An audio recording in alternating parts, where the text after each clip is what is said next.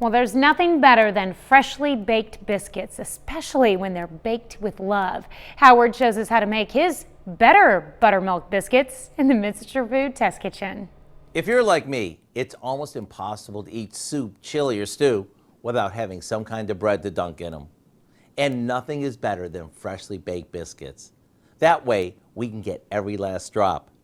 To make them, we start by mixing some flour with baking powder and baking soda, a bit of salt, and a little sugar.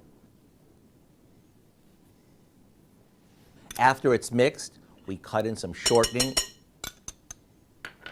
and cold butter. If you've never cut shortening or butter into dry ingredients, you do it with a pastry cutter, like this one, or you can use a couple of forks. The idea is to create a coarse crumb mixture, so you end up with biscuits that are super flaky.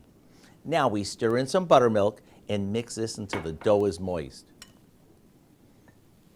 We roll this out until it's about a ½ inch thick, and with a biscuit cutter or drinking glass, we cut out circles and put them on a tray and bake them off.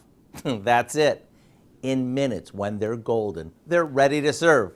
Sure, we can slather them with butter or eat them as is, but I think they're best when they're dunked in any of our comforting favorites.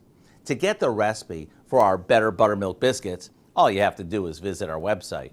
I'm Howard of the Mr. Food Test Kitchen, where today we found the ultimate dunking way for you to say, ooh, it's so good.